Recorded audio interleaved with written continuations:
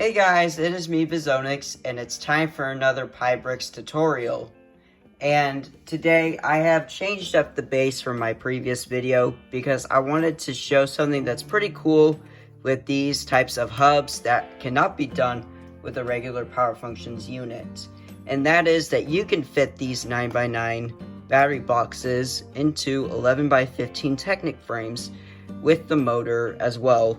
And the build is very straightforward. You just pull out 6 of these pins from your frame in this fashion, like so.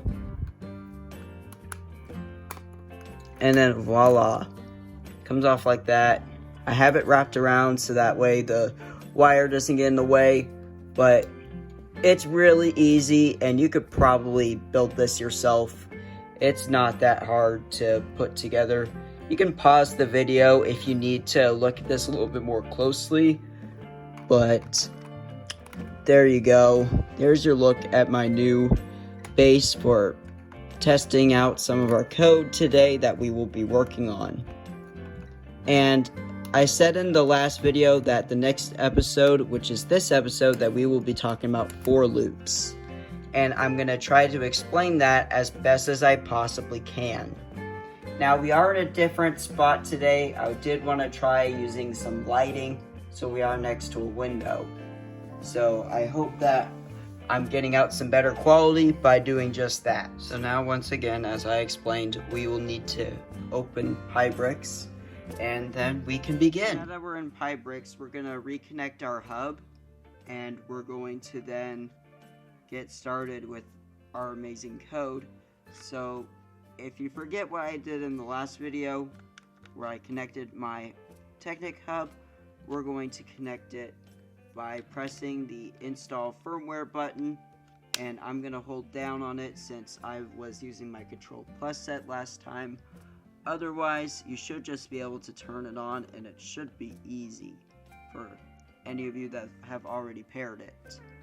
So I'm going to hold down my button until it's purple on the Control hub, and now I'm going to press on paired.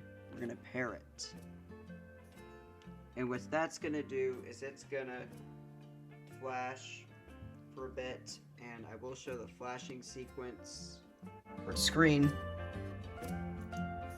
and there you have it. It is now loading up, and it will begin the sequence, and it will take a while. So while that is loading, I will give you guys a look at the other stuff that I have right here. So if you don't know what a list is, a list can be a list of strings, it can be a list of integers, etc., including like lists of other lists, you name it. Lists can also be used in partially in JSON files, although JSON files mainly handle dictionaries, which is similar to lists, but dictionaries will pull out a value based on like a number or another string that you tell it. So those are the differences between dictionaries and lists, which this is a list. Now, what is a for loop?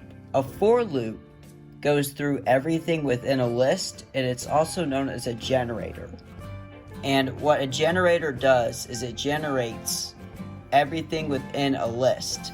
So as you can see here, I am going to be telling the motor to move 90 degrees by 90 degrees by 90 degrees, 360 degrees, and then another 80. Subtract that amount, go back to 360, and then move 360 again. And I am using a different variable in here. I'm making a variable, which you guys just need to know that saying move and move list means that this is a move in the move list. If I can explain that correctly to anyone that is listening to me. And now we're going to do is we're gonna run this at a speed of 8,000, which is about good for us.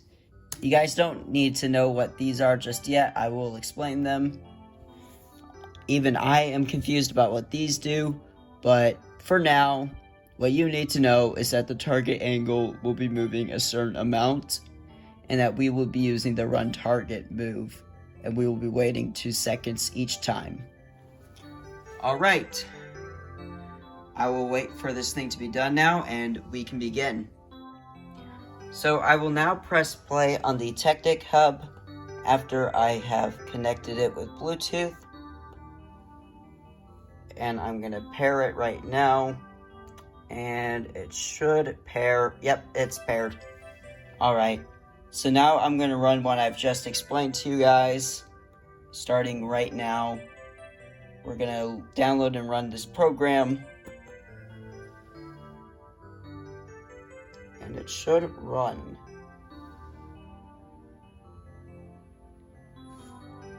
There we go.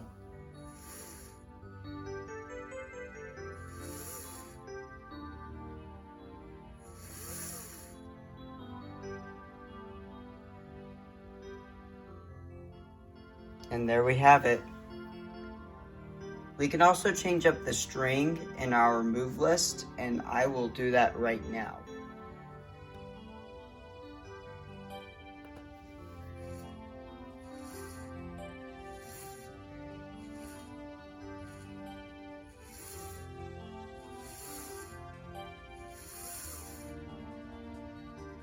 Anyways, you guys, that was my look at 4 loops in today's episode. In the next episode, I will take a look into creating a continuous motor that doesn't stop running.